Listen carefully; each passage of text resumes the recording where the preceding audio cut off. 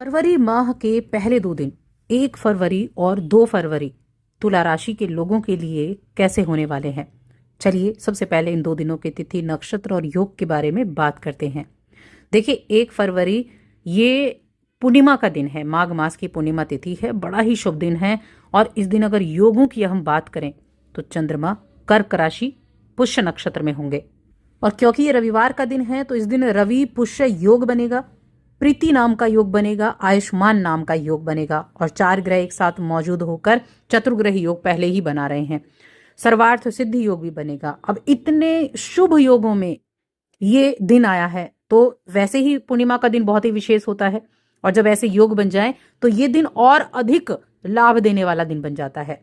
2 फरवरी ये सोमवार का दिन है, कृष्ण पक्ष की प्रतिपदा तिथि रहेगी, चंद्रमा कर्क राशि में ही लेकिन अश्लेषा नक्षत्र में रहेंगे। इस दिन सौभाग्य योग बनेगा और शोभन नाम का योग भी बनेगा। ये हो गई हमारी ग्रहों की स्थिति। अब इनका प्रभाव जान लेते हैं, कैसे आपकी दिनचर्या को प्रभावित करेगा, क्या चीजें आपके लिए रहेंगी, किन चीजों से आपको सावधानी रखनी होगी। तो देखिए 1 फरवरी की अगर मैं बात करूं, वैसे हम दोनों दिन की राशिफल की एक साथ बात करेंगे।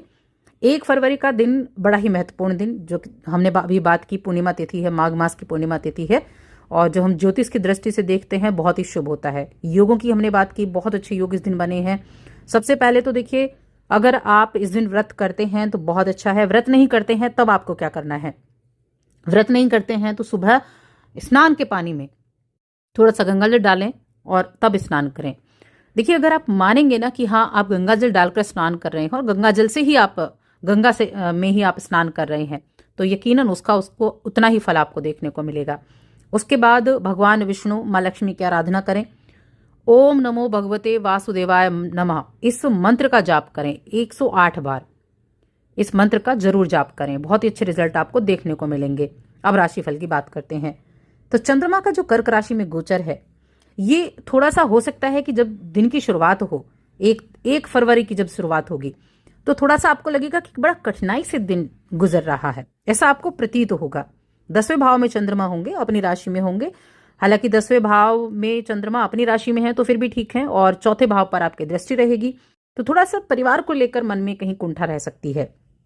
लेकिन दिन जैसे जैसे आगे बढ़ेगा चीजें ठीक होती चली जाएंगी और अपने जो सपने हैं ना उन सपनों में आप उड़ना शुरू कर देंगे। अब सपनों में कैसे उड़ना शुरू कर देंगे, तो देखिए जीवन में जो भी आपके काम चल रहे हैं, हर किसी का ड्रीम होता है कि हम इस काम को कर रहे हैं तो मुझे ये प्राप्त होगा या मैं ये सब करूंगा, ये खुशियां लूंगा, नई गाड़ी, नया घर, शॉपिंग करूं, क्या चाहे छोटी सी चीजें ही क्यों ना खरीदनी हो। सपना जरूरी नहीं बड़ी चीजों को खरीदने का ही है, सपना छोटी चीजों को खरीदने का भी है। तो अपने सपनों के लिए आप उड़ान भरते हुए दिखाई देंगे। किसी भी तरह की चैलेंजिंग सिचुएशन क्यों ना हो आप उसमें विजयी होंगे। बस अपने ऊपर आपको कॉन्फिडेंस रखना है। आप कभी हार ना मानने वाले व्यक्ति हैं और ये जो आपका रवैया है ना ये आपको हर तरह की चैलेंजिंग सिचुएशन पर विजय प्राप्त करने में सक्षम बनाता है। तो आप प्रशंसा के पात्र भी हैं।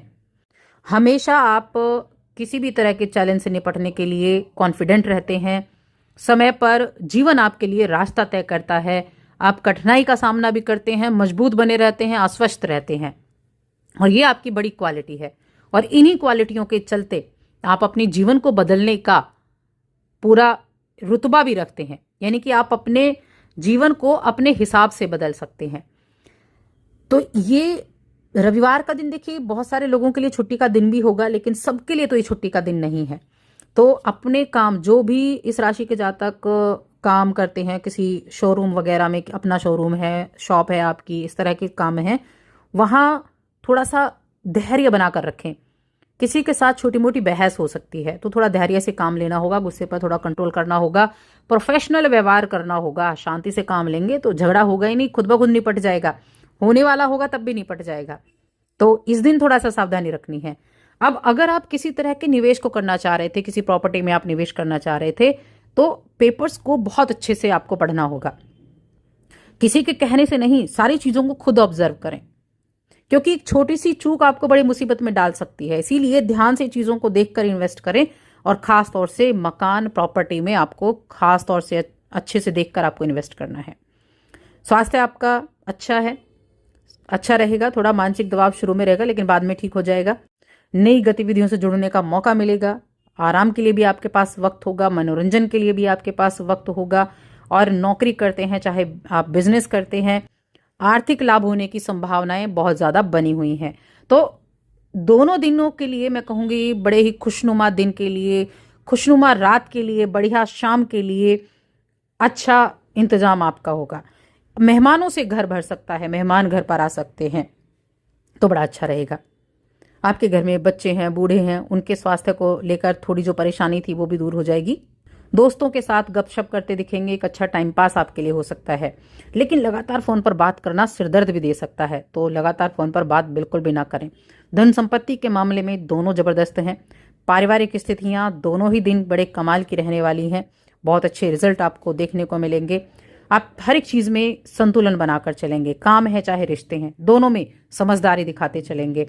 ऑफिस में आप हो सकता है कि कोई ऐसा फैसला हो जिसको आप टालना चाह रहे थे, तो टाल सकते हैं। वहां भी आपकी सिचुएशन आपके हक में होगी, तो वहां पर जो जिस तरह से आप चीजों को करना चाहते हैं वैसे आप कर सकते हैं।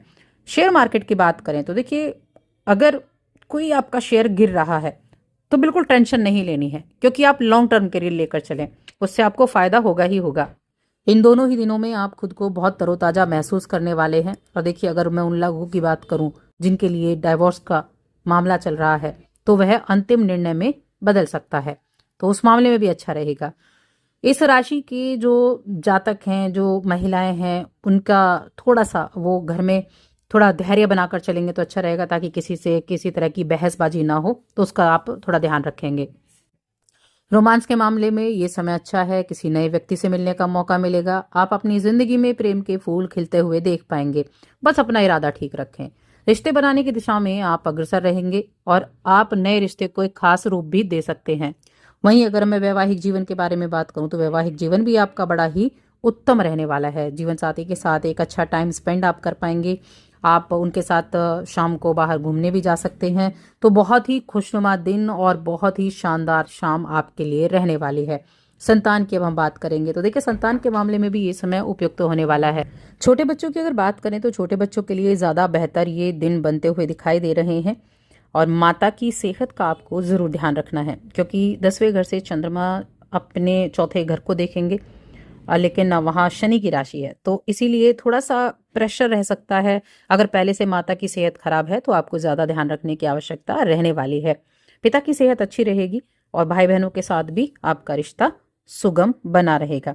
उपाय क्या कर सकते हैं, तो जो मैंने उपाय आपको बताया पूर्णिमा के दिन का, वो आप उपाय करें 1 तारीख के दिन, उससे आपको अच्छे लाभ देखने को मिलेंगे। तो बस आज की इस वीडियो में इतना ही।